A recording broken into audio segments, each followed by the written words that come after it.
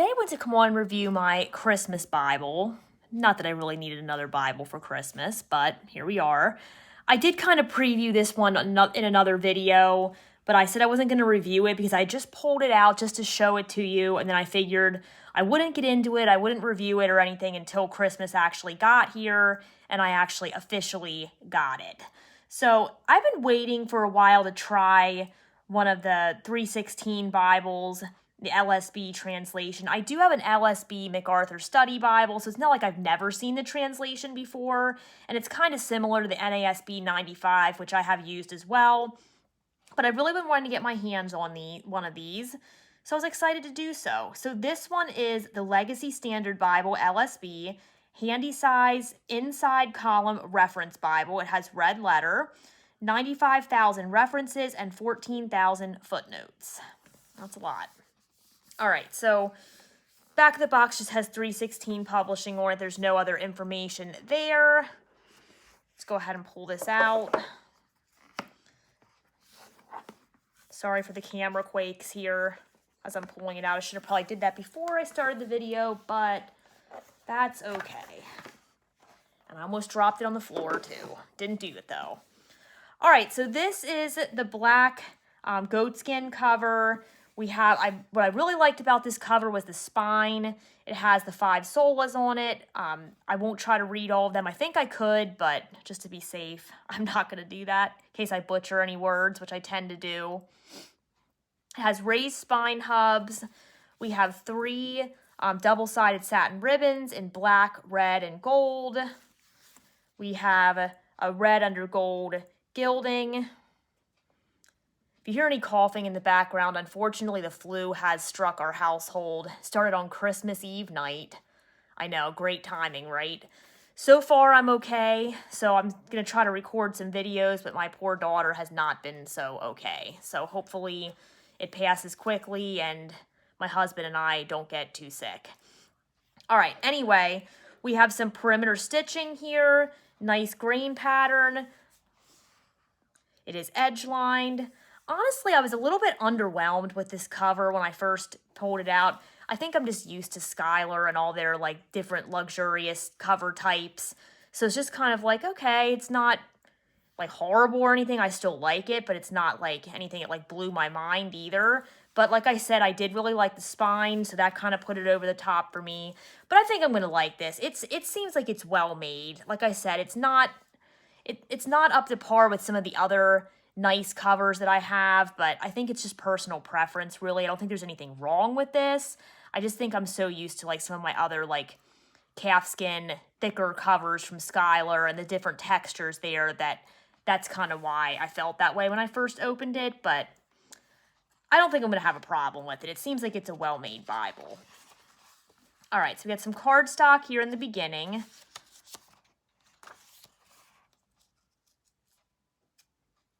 We have some fingers that don't want to turn pages today.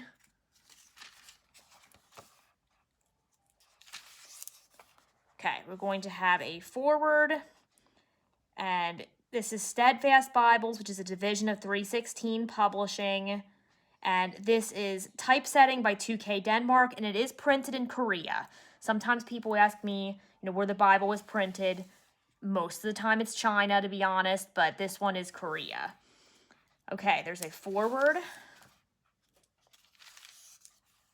We have an explanation of the general format for this edition, abbreviations and special markings, and books of the Bible, table of contents. All right, and then we get right into this here. So this is a single column layout, and it is verse by verse. I like taking verse by verse Bibles to church because I do feel like I can kind of find the verse quicker when like I'm paging through really quick trying to keep up with the pastor and reference verses, so that's nice. I like single column as well. For straight reading, I usually prefer single column paragraph Bibles, but I don't mind verse by verse for reading either. It's not something that bothers me. It's not a deal breaker.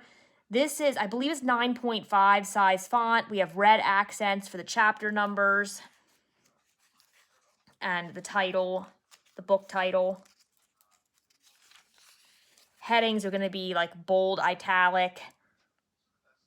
We're going to get our footnotes and our references off to the side here, which I really like that they did them on the inner margin because it pushes the scripture out farther, and so the scripture's not falling into the gutter. So that was a really good decision, I think. At least for me, I like that. Very readable Bible. I've used it a couple times. Obviously, not as much as some of my other Bibles yet because I just got it, but I have used it a decent amount already, and I'm already liking it. All right, let's skip around a little bit here. Here's Psalms.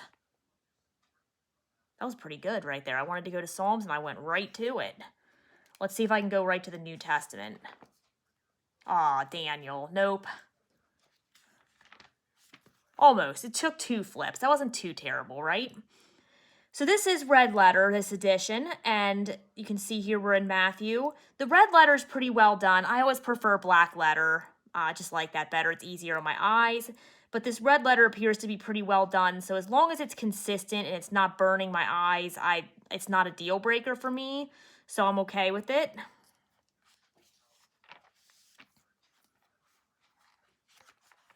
All right, let's go ahead and go to the end of the Bible.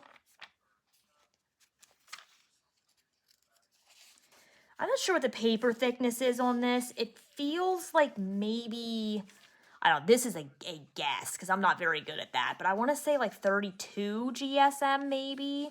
It feels slightly thicker than my Schuyler Bible 28 GSM, but not like a ton thicker. So I'm going to guess like 30, 32. If I find out, I'll put it in the description. I'm sometimes really bad at that, though, guessing that. I'm not going to lie. So that was a total guess. All right, at the end of the Bible, then, I will say, before I move on, pages are turning pretty easily. So that's always a plus, too. All right, so at the end of the Bible, we have monetary units. We have some maps. I didn't notice until now they're black and white maps. It's kind of unique, interesting. Most of the maps that we have in our other Bibles are full color. The ministry of Jesus there. And then you're going to get some pages, if I could speak today, with dotted lines. You probably can't see it very well on camera, but they're lightly dotted lines. So you could take notes here. You could write down some favorite verses, travel log, page for highlighter and pen testing, whatever you should choose to do there. We're going to end the Bible with a few more pages of cardstock, and then we are at the end of the Bible. So overall, I'm happy with this. Like I said, what drew me to it was I wanted to try out the LSB translation. I do have a MacArthur Study Bible, like I said before, but I wanted an LSB that was more of a reader instead of having so much. The MacArthur Study Bible, don't get me wrong, I like it, but it's a little overwhelming with all the notes and everything. I kind of have to be in that study mindset or doing a particular study to get into that one. But I find myself drawn more and more to text-only Bibles. Love my study Bibles, but I just find myself drawn to those text-only Bibles more and more. So I really wanted to get one. If I was going to dig deeper into the translation in 2026, I wanted more of a reading Bible to give me less distraction and actually get into the translation more. I also really like the spine. Like I said, I'm not going to lie. I thought this was really pretty, really fun. So, and I like the message behind it. So that was good. I like the single column. The verse by verse will be good when I take it to church. Seems to be a well-made Bible. I really wanted to get a Bible from 316 Publishing. So this is my first Bible from them. I do not review for them at this point. So I did purchase this with my own money, saved up for it as a Christmas gift, kind of for my husband / myself. So that's fine. I was excited to get it. Hopefully, I would love to review for 316 someday, don't get me wrong, but did pick this one up on my own, really liking it so far, and really excited to hopefully explore more of their Bibles in the future. So what I'm going to use this Bible for, probably just whatever study I'm doing at the time, I might pick it up for that. I'm also going to use it in my rotation for this. Like I said in my other video about my plans for 2026, I'm going to go through the Daily Scripture Guidebook by Tim Wildsmith. This is a 52-week read through of the Bible, and I have a video. If I haven't posted the video on this book yet, I will, like reviewing the book.